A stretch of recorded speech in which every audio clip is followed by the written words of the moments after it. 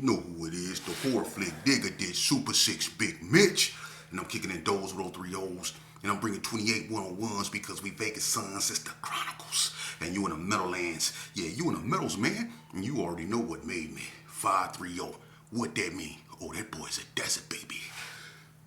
Boom. Look at it. Hubba Dub, Scrub, 22-inch gold Dana Danes, and Big Bolo Yang could never sit on McLean's, man. Chitty chitty bang bang. Nah, I'm just playing. Welcome to Vegas Chronicles with the host, Super 6 Big Mitch. You know I gotta spice up my intro every now and then. You know what I mean? But welcome to Vegas Chronicles, man. Let's jump right off into it. Look. I'm gonna just say this. 2,100 boys. 2,100 boys. What the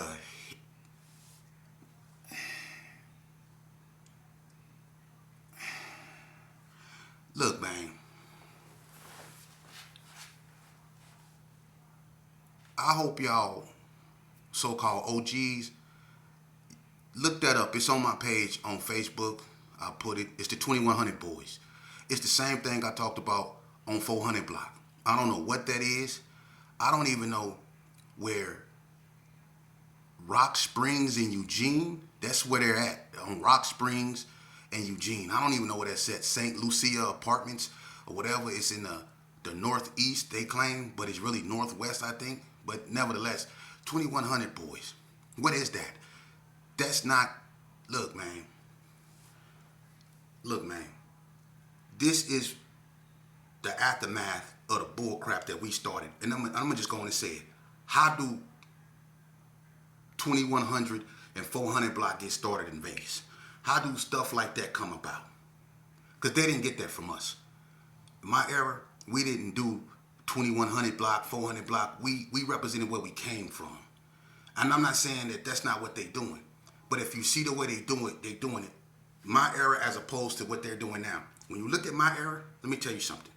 Number one, we had real anger, real animosity, and real, disdain toward one another. You see, we had things that, insignias that told you where we were from, so you didn't have to ask us. If you see a person in green and black, you knew that was a Gershon. If you seen a person in green and red, you knew that was a Pyru.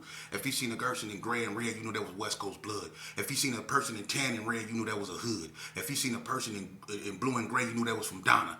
You see? If you see a person in black and tan, you knew they was from Carrie Arms. If you seen a person in light blue, you knew they was a Rolling 60. If you seen a person in brown, they was either a Henderson Hall from 40 block or from the Brownies. You see? People had things that let you knew where they were from without even having to ask. You see?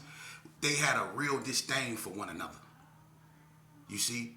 The Gershons and the West Coast Bloods, they had a real disdain for one another. No need to go over what happened, but there was real animosity. The Pyrus and the Gershons had real animosity. And that animosity led to a whole bunch of unfortunate situations. Now you got babies that's running around here. And they the great-grandchildren of people like me that they picked up the ruins from what we done left. And now they calling themselves something. And you got people that say, well, how did this start, man? Did that come from y'all? Is this a click off, the older heads? No, it's not.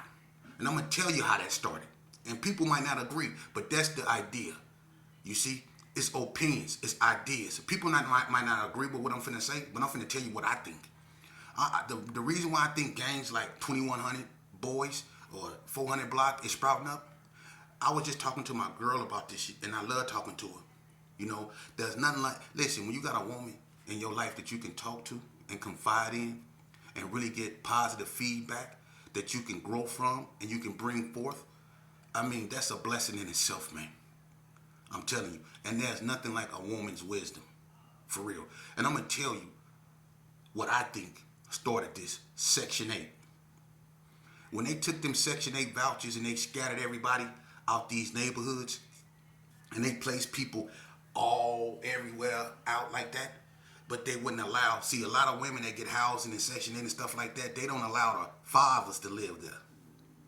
And one of the first places, where stuff like this started happening is like the Little Roguish. Places like that, the BGs. You see? Places like that. The G homes.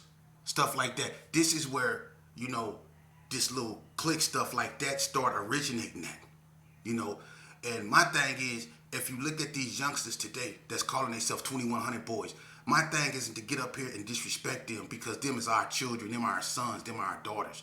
But let me tell you something. I'm finna draw a contrast, as and it exposed the difference between them and us, and I did in the beginning. But let me bring more clarity.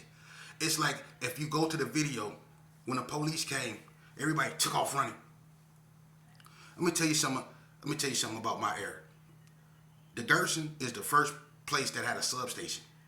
All right? The Gerson is the reason why the police stopped walking. See, the police used to walk through the neighborhoods. They used to walk in sets of twos, sometimes in sets of threes. And they used to try to walk around and get up and close and personal with the community, with the people, to see who they can get the tell on who's doing what. They used to come in people's houses and stuff like that, just to try to get to know people. Well, it was an incident involving Officer Plu in the Gerson and one of my childhood comrades. Well, Plu was being disrespectful to the blacks up over there, the black women and everything. He got hollered at, put it that way. That stopped the police from walking through people's neighborhoods. You see? But even then, when the police come and we be out there, we have radios, we might have beer, some people might have drugs, and some people might have guns. When the police come and they swoop, 9 times out of 10, people with warrants, drugs, guns, or reputations. Some people have reputations that with the police, like me, Bread, Big Nag, Dirty Rob, Boonch, all us have reputations. So if the police caught us, 9 times out of 10, they was gonna harass us, try their best to take us to jail, so on and so forth. So when people like us seen the police, we ran. You see? But the whole squad didn't run. Because a lot of people, knew that I don't got nothing on me. I ain't doing nothing. There's no need to run. I might get put on a police car, but they're gonna let me go. So everybody didn't always run. It was people that was dirty. They ran. But these new generations, they get on there and they always talking about on gang, on my soul, on all this and that. And as soon as the police pull up, they scatter like roaches. And half of them ain't even done nothing. Half of them don't even have none of this on them or nothing, but they run for nothing. You see? That's weird. What you running for? You on camera talking on gang, on this and on this, and we out here and we out. So when the police come, y'all scatting. Don't now one of y'all got no warrant. Ain't now one of y'all got no thing on you because your clothes too goddamn tight to hide it. Y'all walking around with hoodies on that's zippered up to here and your zipper coming way down here. I mean, dude, come on, man. Marvin the Martian looking. Listen, y'all need to stop it. Y'all need to stop it. For real. And we to blame for that. But Section 8 is the reason why that happened. And you got little neighborhoods and stuff like that sprouting up all on the outskirts. But let me tell you youngsters something. You see, what y'all doing is y'all just imitating stuff that's already been done. You imitating. Some of y'all in the same clique, half of y'all saying blood, the other half saying cuz. And then and somebody end up putting it on the crown. Ain't now one of y'all ever been in the Gerson on Donna or in West Coast. Maybe your uncle have, maybe your great-granddaddy have, but you haven't. You just a kid that don't got no parental supervision, and you out with other kids who normally be playing video games, and y'all want to get into something because y'all be on this internet, and y'all like what y'all been hearing because the streets then went from the streets to the internet. So you could be anything you want to be on the internet now. And for some reason, everybody want to be tough. Everybody want to be gangsters. Everybody want to be known, but you want to be known for the wrong things. And I'm going to be the first to tell y'all, man, because y'all need to hear this, man. We failed y'all. But I'm sick of that, man. Y'all finna imitate Chicago and Oakland with this 2100 boys with 400 block. That's Chicago and Oakland lingo. That's not Vegas. And that's the thing about Vegas. We didn't, when it's Crippin' and Blood. When Colors came out, and me and Boo Loco talked about this. Colors. When Colors came out, it's called mass seduction. That seduced a whole bunch of people into gangbanging when that movie Colors came out. When Colors came out in Vegas, look at this. There was no such thing as Donna when Colors came out. There was no such thing as ABMs. There was no such thing as 40 Block. There was no such thing as the Brownies. There was no such thing as Hard Time Hustlers. There was no such thing as the Village. There was no such thing as Northtown Gangsters. There was no such thing as none. It was a bunch of gangs that did not exist prior to Colors. But when Colors came out, look at the date when Colors hit the movie theater, and you look at that same year how all them gangs sprouted up. Donna came out right after Colors. Come on, man. Colors was the spell that got everybody gang banging. That took Crippin' and Bloodin' from California all the way up over there to Atlanta.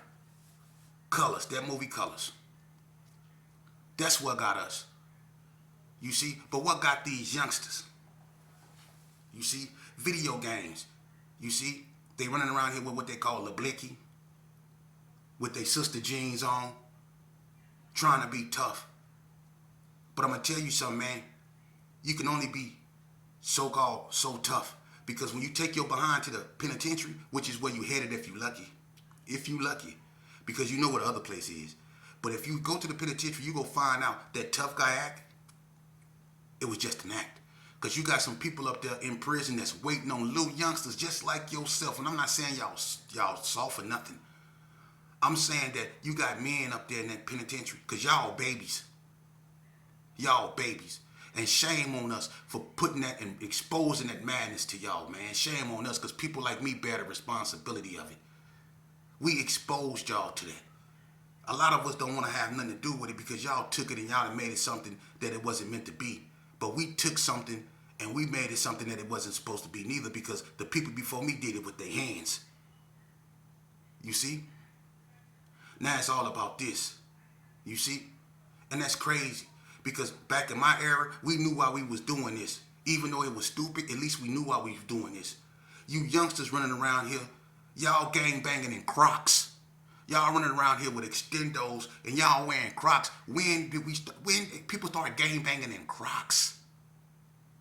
Y'all gang banging in Crocs. Y'all fighting in Crocs, man. For real. And then y'all walking around here want to be super gremlins like Kodak Black. Y'all around here gone, man. And we to blame for that. So how do we fix this? Because I'm going to tell you something. Those youngsters is going to grow up. And it's going to become worse and worse.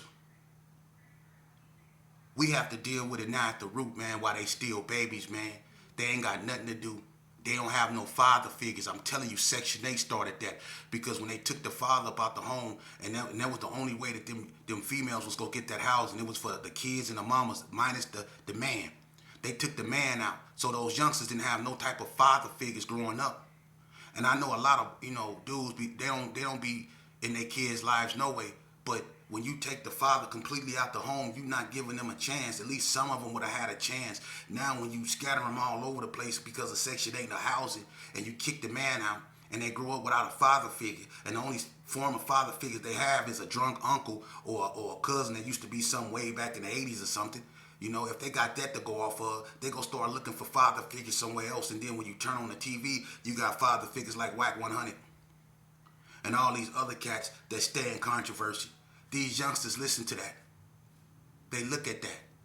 They programmed by that.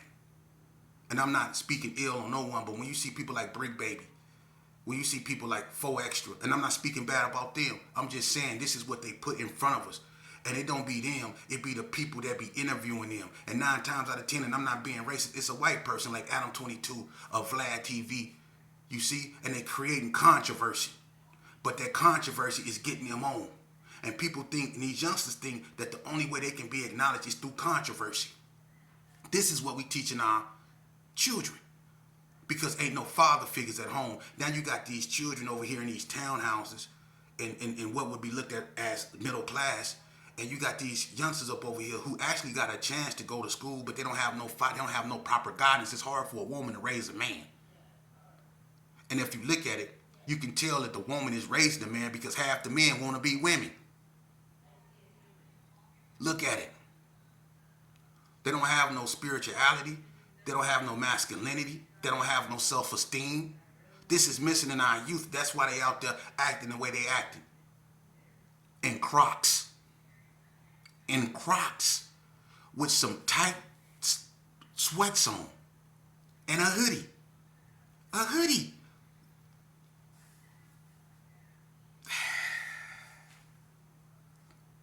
You know, when I was coming up, I'm gonna tell you something. This what these youngsters, when you put them in front of a camera, all they say is, "On God, on game, on game." When we was coming up, and you told a person something, like if I told you, "Hey, such and such said this about you," right? And you went and you confronted him, and he said, "No, I ain't say that about you." And then y'all both come confront me, and you say, "Didn't you tell me he said this about me?" And I say, "No, I said I heard it." See, back in the day, we'd be like, "You didn't tell me that?" And you'd be like, "No," and I'd be like, "Put that on something."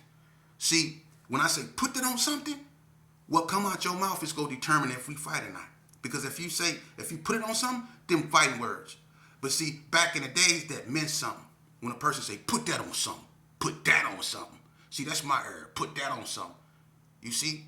Y'all just put it on something without people even asking. "On God, on God." And y'all be lying. Y'all be lying. Don't you know my era when dudes did that? And they call it blowing up the set. "Oh, he blew up the set. He blew up the set." You had to get DP'd. You had to get whooped if you did that. Now people just use that term. That's on the set and be lying. They be lying. They be lying. Man, I put that on the set. I used to tell, when I used to gang bang, I used to tell my homie, that's why they tore down the G's. Or that's why Carry Arms a big old lot, because y'all done blew it up so many times. You see? But these youngsters, and I hope they watching, let me explain something to you.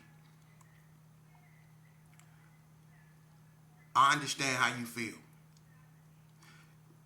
You want to be looked upon as a man, something you really are not now. I understand. But you have to earn, you know what you seek? You seek respect, but you want to take it. See, that's what you youngsters is doing. Y'all want to be respected. You know, y'all want to be acknowledged. Y'all want people to say, "That's such and such over there," when they see y'all. See, y'all want that, but y'all don't understand that respect is earned. You can't never take respect. You have to earn that. Just like you have to earn a degree, just like you have to earn a diploma. You have to earn that respect. You can't take it. You can't make nobody respect you. And that's where y'all get it wrong. See? And before you seek respect, you first have to learn to respect yourself. And respecting yourself is getting away from the wrong type of crowd. A crowd that will lead you to an early demise or to a captivity. That's the wrong crowd to be around if they're not taking you to church, if they're not taking you somewhere that's going to elevate you, somewhere that's going to further your education, something that's going to help you benefit, help bring groceries home with you and moms, something that's going to help, you in your journey. If you're not hanging around people that's doing the right thing, homie, you hanging around the wrong people. For real. And a bunch of, listen, we as OGs that sit back with gray nose hairs and turn our nose up at these youngsters because they discussed us like we wasn't young at one point doing the same thing they was doing, and we might think that we was doing it better than them, but we still was doing it.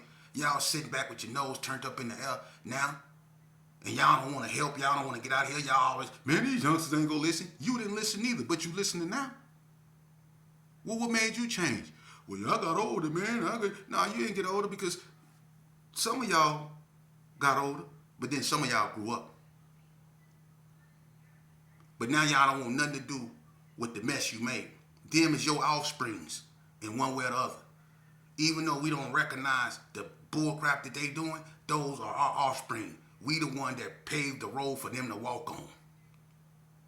And we paved it to lead them the wrong way.